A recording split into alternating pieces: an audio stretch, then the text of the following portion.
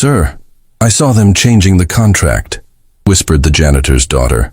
The billionaire's laughter echoed through his tower, but when she described the exact clause they altered, his knees hit the floor. The 93rd floor of Sterling Global Enterprises towered above Manhattan like a glass monument to ambition and power. Alexander Sterling stood at the floor-to-ceiling windows of his corner office, surveying the city below with the detached satisfaction of a man who'd conquered it all by age 42. His reflection in the glass showed a figure of absolute authority. Sharp suit tailored on Savile Row, silver watch that cost more than most people's homes, jaw set in the permanent expression of someone who'd never heard the word no and meant it. Behind him, his mahogany desk, hand-carved from a single tree in the Amazon, held contracts worth billions, real estate developments that would reshape skylines, technology patents that would define the next decade, mergers that would make or break entire industries. This was Alexander Sterling's kingdom, and he ruled it with an iron fist wrapped in expensive leather. "Mr. Sterling," his assistant's voice crackled through the intercom, interrupting his thoughts. "The cleaning supervisor is here with... There's a situation." Alexander's jaw tightened. He had 3 critical meetings today, 2 conference calls with Tokyo investors, and a charity gala tonight where he'd be photographed pretending to care about whatever cause his PR team had selected. He didn't have time for situations. "Handle it, Jennifer," he said curtly. "Sir, she's very insistent. She says her daughter won't leave the building and keeps asking to speak with you personally. Security has been trying to..." "Then have security remove them," Alexander cut her off, his patience already exhausted. "I don't have time for this nonsense." "They tried, sir. The child has locked herself in the supply closet on this floor and refuses to come out until she speaks with you. She's been there for over an hour." Alexander closed his eyes, fighting the urge to fire everyone involved in this circus. A child in his building, disrupting his carefully orchestrated schedule. This was exactly the kind of chaos he'd spent his entire life eliminating. "Fine," he said, his voice cold enough to freeze water. "Bring the supervisor to my office. Let's resolve this quickly so I can return to actual work." 3 minutes later, Rosa Morales entered his office, and Alexander felt his irritation spike higher. The woman was clearly one of the night cleaning crew. Her uniform was clean but worn, her hands rough from years of manual labor, her face lined with the kind of exhaustion that came from working multiple jobs and still falling short. She twisted her hands nervously, her eyes darting around the opulent office like she couldn't quite believe she was allowed to be there. "Mr. Sterling," she began, her voice trembling. "I'm so sorry for the disruption. My daughter Sophia, she's only 7, and she sometimes gets ideas in her head that..." "Mrs. Morales," Alexander interrupted, checking his watch with pointed deliberation. "I have approximately 4 minutes before my next call. Why is your child in my building, and how quickly can you remove her?" Rosa flinched at his tone. "Sir, I had no choice but to bring her today. My regular babysitter is sick, and my sister, who usually helps, had to work. I thought Sophia could stay quiet in the break room, but she says she needs to tell you something important." "Important," Alexander repeated, his voice dripping with sarcasm. "A 7-year-old has something important to tell me. About what? Her favorite cartoon? A lost doll? Sir, please, if you could just talk to her for 1 minute, I promise she'll leave quietly. She's a good girl, very smart, but when she gets something in her head..." "No," Alexander said flatly. "I don't speak with children who throw tantrums in my building. This is a place of business, not a daycare. You have 2 choices. Remove your daughter immediately, or I'll have security do it for you. And Mrs. Morales, this is your only warning. If anything like this happens again, you're fired. Am I clear?" Rosa's face crumbled. Tears welled in her eyes, but she blinked them back with the practiced resilience of someone who'd learned that crying accomplished nothing. "Yes, sir. I understand. I'll get her right now." As Rosa hurried toward the door, it burst open before she could reach it. A small girl stood in the doorway, breathing hard like she'd been running. She couldn't have been more than 7 years old, with dark hair pulled into slightly messy pigtails and intelligent eyes that seemed too old for her face. She wore a simple dress and sneakers that had seen better days, and she was clutching a worn backpack against her chest like a shield. "Sophia!" Rosa gasped. "How did you get out of the closet?" "The lock was easy, Mama," Sophia said, not taking her eyes off Alexander. I needed to talk to Mr. Sterling. 2 security guards appeared behind her, looking apologetic and frustrated in equal measure. Sir, she picked the lock. We didn't realize she could. Alexander held up a hand, silencing them. Despite his irritation, he found himself curious about this child, who'd apparently taught herself to pick locks and had the audacity to burst into his office uninvited. You have 30 seconds, Alexander said, his voice cold. Then security escorts you out. Speak. Sophia walked further into the office, her small footsteps silent on the plush carpet. She stopped in front of his desk and looked up at him with an intensity that was genuinely unsettling. Sir, she said, her voice steady despite her mother's horrified expression. I saw them changing the contract. The Henderson project.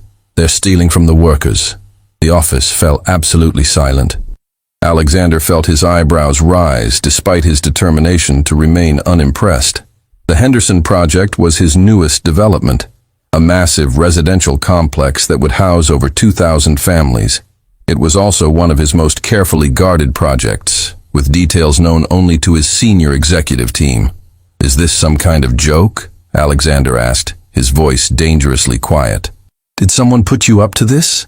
Nobody put me up to anything, Sophia said with a slight edge of irritation that would have been amusing if Alexander wasn't so annoyed.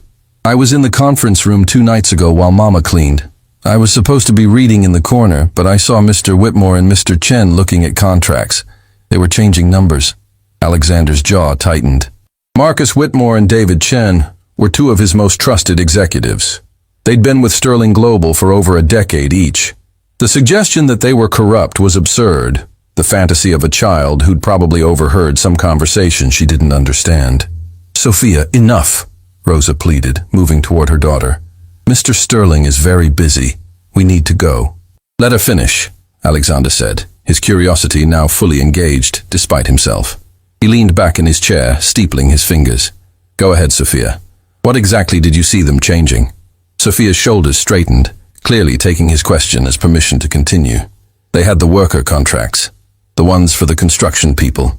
The original contract said workers would get paid twice a month and have health insurance, but Mr. Whitmore printed new ones that said they'd only get paid once a month, and the insurance part was deleted.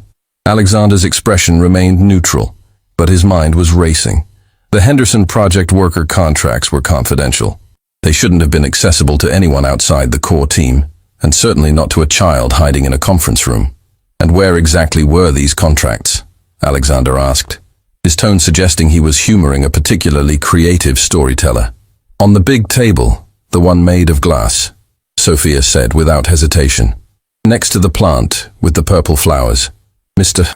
Chen was typing on his computer, and Mr. Whitmore was reading from a blue folder that had Henderson Construction Phase 3 written on it. The detail about the blue folder made Alexander pause. That was accurate. His filing system used color-coded folders for different project phases. Blue for Phase 3, red for Phase 2, green for Phase 1. It wasn't common knowledge, even among employees. Interesting story, Alexander said, though his voice had lost some of its dismissive edge. And why would 2 of my most successful executives risk their careers to steal from construction workers? Because Mr. Whitmore said they could keep the difference, Sophia replied immediately.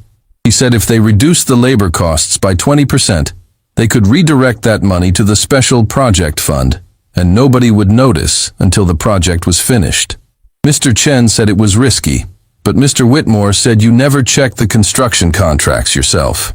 You just sign whatever they put in front of you. The last comment hit Alexander like a physical blow. It was true.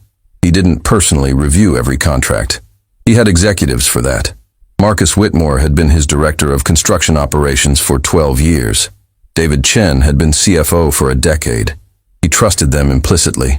But this child had just described his management blind spot with uncomfortable accuracy. Sophia, we're leaving now, Rosa said firmly, her face pale with mortification. Mr. Sterling, please. She has a very active imagination. She reads a lot of books and sometimes The contracts were printed on the special paper, Sophia continued, ignoring her mother. The thick kind with the watermark. And there were 17 pages total. Mr. Whitmore put the old ones through the shredder, The big one in the corner that sounds like it's eating metal. Alexander stood abruptly, his chair rolling backward with the force of the movement. Every detail Sophia had mentioned was accurate.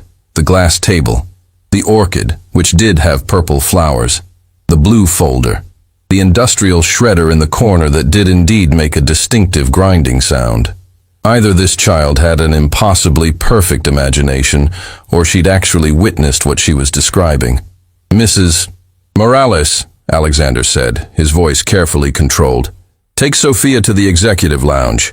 Jennifer will show you where it is. Get her something to eat and drink. I need to make a phone call. Sir, I promise this won't happen again. We'll just leave and... Now, Mrs. Morales, Alexander said, but his tone had shifted from dismissive to commanding. This is not a suggestion. Rosa looked confused but nodded quickly, taking Sophia's hand. The little girl looked back at Alexander as they left, her expression equal parts defiant and hopeful. The moment they were gone, Alexander pressed his intercom. Jennifer, I need the master files for the Henderson project worker contracts. Original versions, not the current ones in the system. Pull them from the backup server immediately. Sir, those would be in the archived files from when the project was first approved. Are you sure you need the originals? Did I stutter? Alexander snapped. I want them on my desk in 5 minutes. While he waited, Alexander pulled up his security system. Every conference room had cameras, ostensibly for confidentiality and security purposes, but really because Alexander had learned long ago that trust was a liability in business.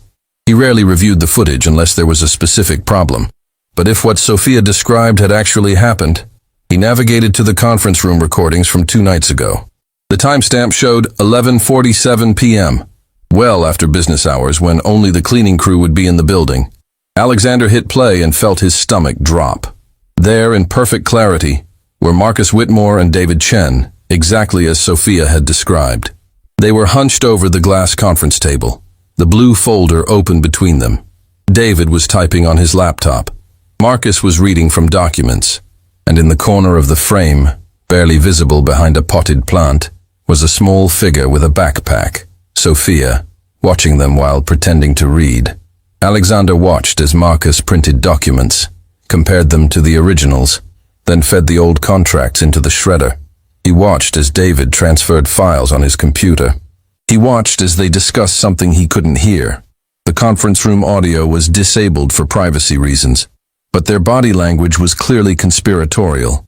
Jennifer knocked and entered with a thick folder of documents. The original Henderson contracts, sir. From the archive server like you requested. Alexander snatched the folder and flipped it open. His eyes scanned the terms, his photographic memory comparing them to what he'd signed off on weeks ago. The differences leaped off the page. Original contract, bi-weekly payment schedule, comprehensive health insurance, overtime protection, safety equipment provided by the company, current contract, monthly payment schedule, limited insurance coverage, no overtime stipulations. Workers responsible for their own safety equipment. The changes were subtle enough that they might have gone unnoticed in a routine review, but together they represented a massive reduction in worker protections and a significant cost savings, easily 20%, exactly as Sophia had said. 20% of the Henderson project labor budget was approximately $8.7 million. Alexander sat down heavily, his mind reeling. Marcus Whitmore and David Chen, men he'd trusted, men he'd promoted, men he'd considered almost like family, were stealing from him. Worse, they were stealing from workers who were already living paycheck to paycheck, reducing their protections and compensation while lining their own pockets. And a 7-year-old girl had uncovered it by paying attention when she was supposed to be invisible. Alexander stood and walked to his window, staring out at the city without really seeing it. For the first time in years, he felt genuine uncertainty. If he'd been wrong about Marcus and David, what else had he been wrong about? How many other people in his organization were taking advantage of his blind spots?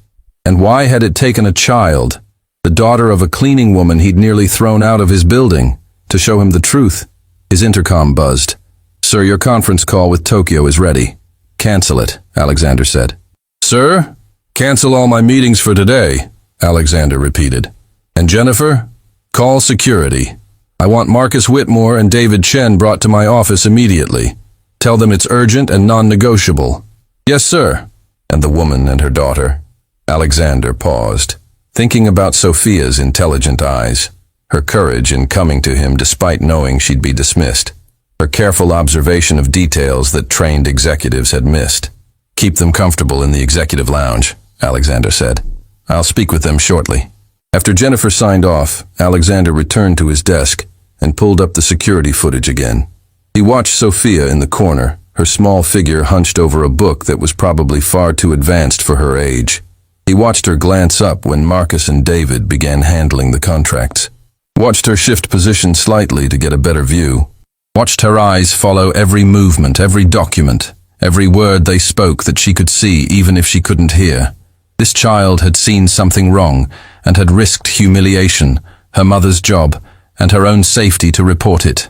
She'd picked a lock, evaded security, and forced her way into the office of one of the most powerful men in New York, all because she'd believed the truth mattered more than her own comfort. Alexander Sterling had built an empire on the principle that weakness was failure and sentiment was a liability. He'd surrounded himself with people who reflected those values, who prioritized profit over principles, who saw kindness as something to exploit rather than emulate. And now a 7-year-old girl had just proven that every assumption he'd built his life on might be catastrophically wrong. His phone rang. Jennifer's voice was tight with confusion. "Sir, Mr. Whitmore and Mr. Chen are here. They're asking what this is about."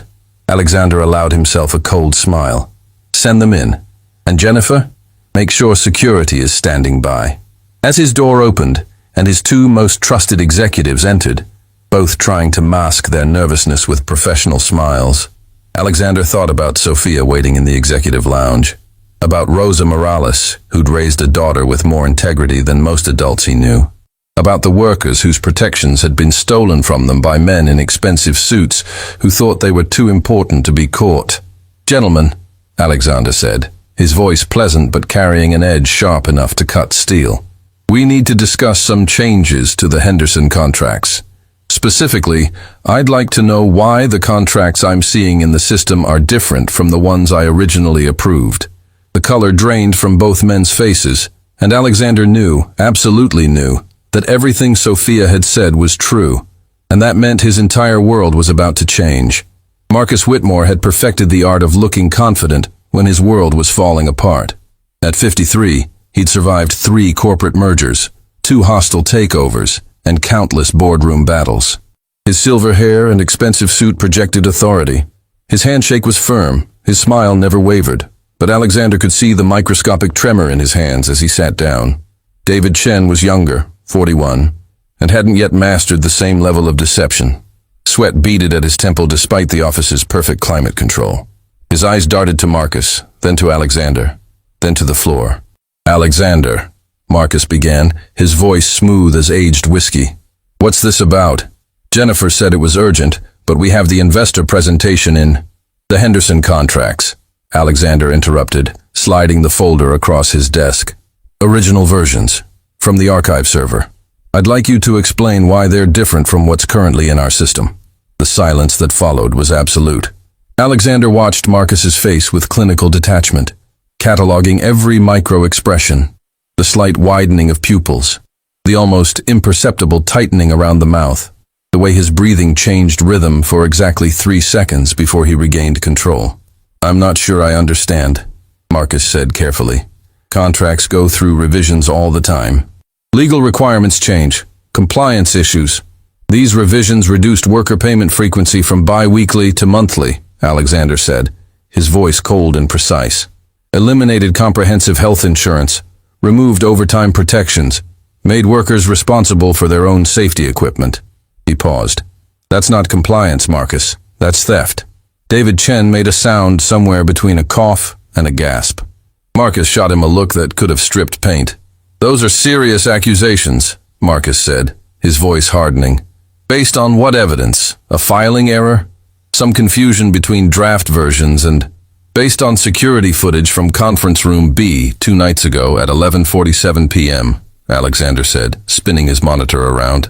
The paused video showed Marcus and David hunched over the contracts with perfect clarity. "Would you like me to play it?" Or would you prefer to explain why you were in the office at midnight, altering legally binding contracts and shredding the originals?